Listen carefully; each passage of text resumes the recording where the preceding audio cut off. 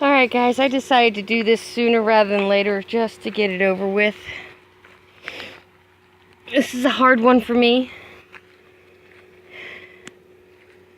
There's my boy's collar.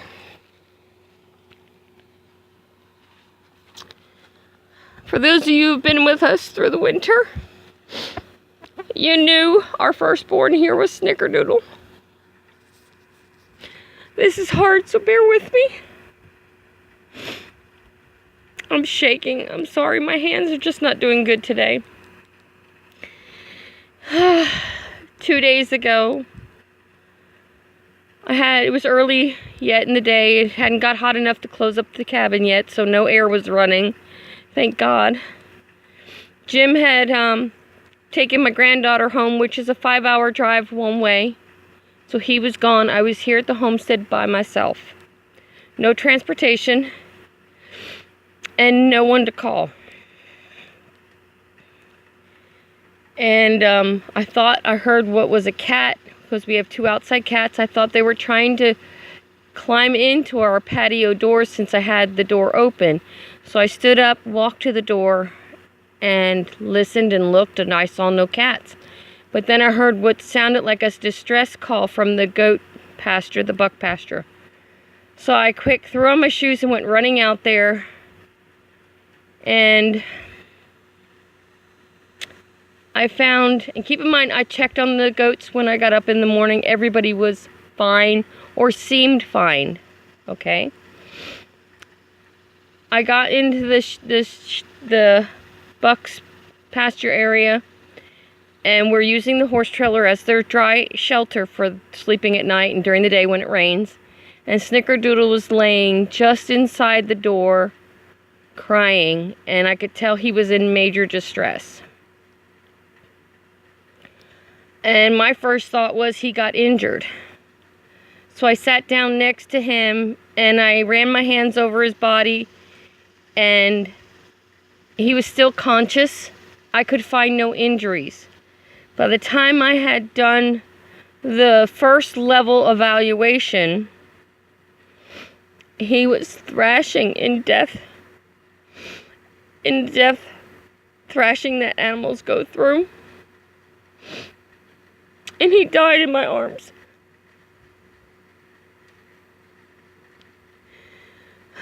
Do we know why? Not really.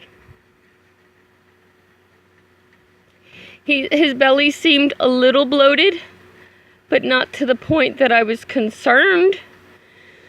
But now every time I see a little bit of a belly on the goats, I'm ready to freak out. Could it have been bloat? I don't know. It happened very, very fast. I did not even have time to walk away from him to try and get a hold of anybody. I didn't have my phone on me. All I could do was hold him in his final moments.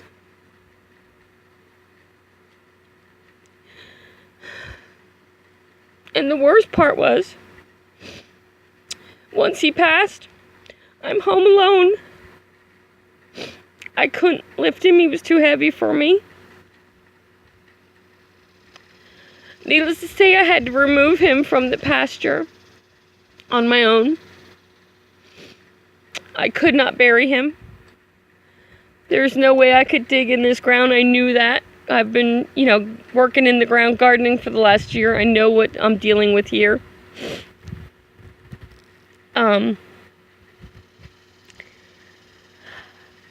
I had a friend tell me to put sage on him, say a prayer, say goodbye, and cover him till Jim got home. And that's pretty much the only thing I could do.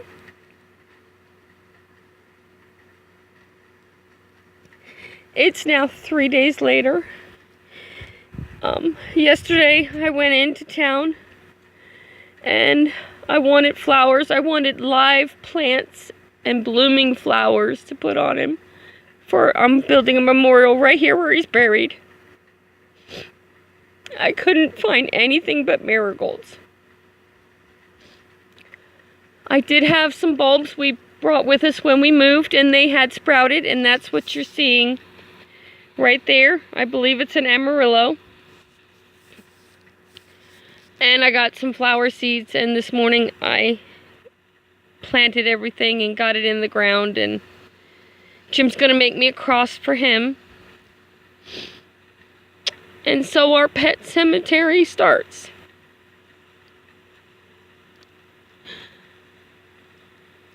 Guys, this has been one of the most hardest things for me to deal with. I always take it hard. When I lose something I love, I take it very hard.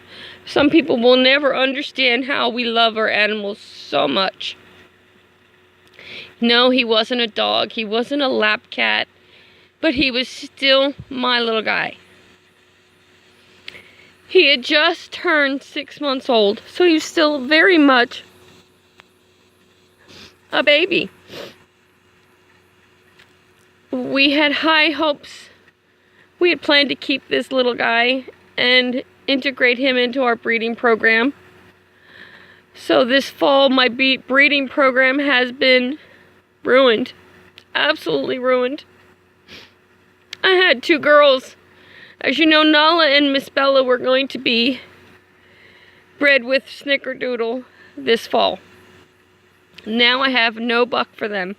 Unless I cave and just breed them to Pilot, which would not produce what we're looking for. Will we do that? It is possible. Now, the other problem that has come to the surface with this loss of Snickerdoodle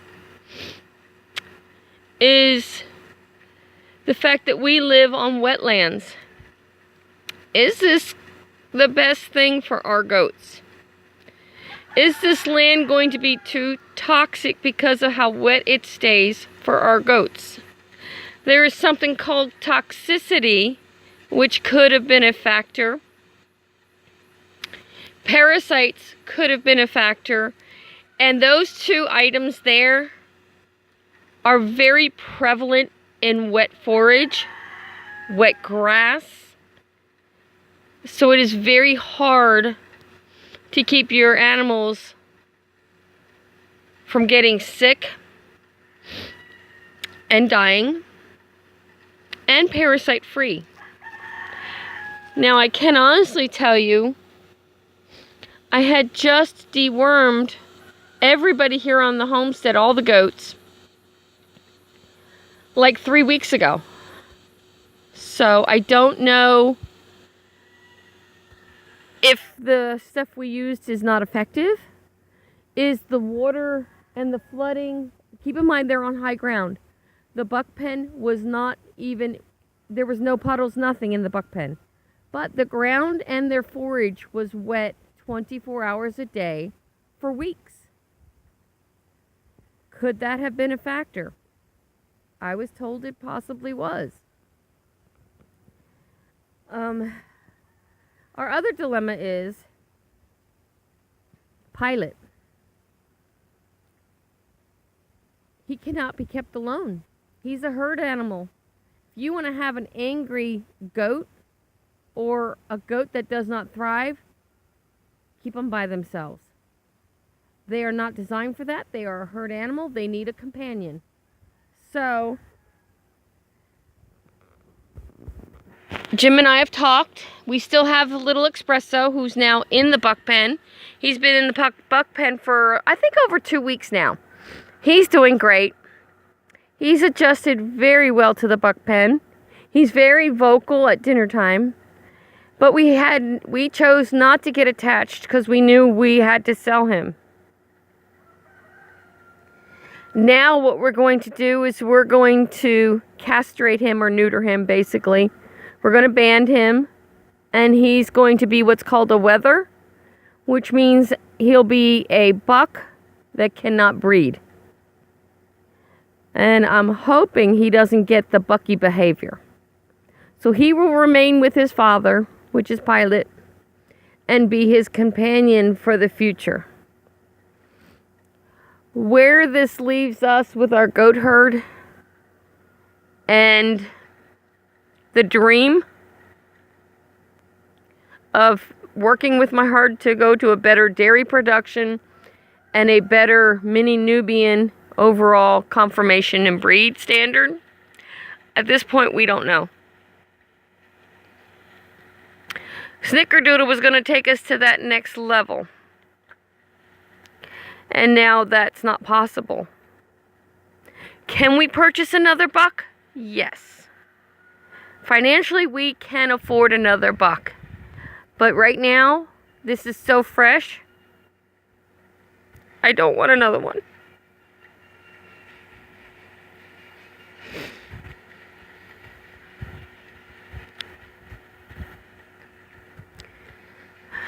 Y'all know me. You know how much I've fallen in love with these guys. This has been horrible, both mentally and emotionally on me. Today is day 3, and I'm still crying. At a drop of a dime, I just start crying. So I need time to grieve, time to try and figure out where we're going with this. And I just gotta process it all. And please, guys, be nice with your comments. This was something we had no clue was gonna happen. There was no foresight, no trying to save him prior to him going down, because we didn't have a clue there was anything wrong. He acted normal. He ate normal. He sparred with Pilot like normal. Everything seemed normal. Right up until I heard his distress calls. When goats go down, they go down fast and they go down hard. And I would tell you probably 80% of the time they do not get back up. They're just like any animal. They hide their illnesses. My does, like Oreo, hid her labor. They hide this stuff because of predators. Granted, I'm not a predator. They know that, but their instincts take over and they hide illnesses. They hide laboring when they're ready to give birth. It's instinct, guys. There's nothing we could do about that. But I wanted to let you know what's going on. Because as I'm working on my garden's right next to my boy's grave. We really didn't know where else to put him. He's going to be right by the shed. Or we're working on the shed, which is going to be hard because we have to make sure that we're not walking over him. I might put some cinder blocks around him just to make sure that we step around and instead of stepping on him, because that's just disrespectful. I hate to bring you guys sad news. I really do. But this is all part of the lifestyle we've chosen. It's a hard lesson in life. It's a hard lesson in homesteading. But every homesteader will go through something like this at some point. Do you get hard-hearted from it? No, I don't think so. Because then you're not going to treat your animals with the love and care that they all deserve. And I don't know about you, but I can't control where my love goes. It goes out where it's needed. And where it's wanted and accepted. And that includes these animals. Alright guys, that's it for now. I know it's going to be hard to like this video. But keep me in your prayers. Because this is hard. Take care and God bless.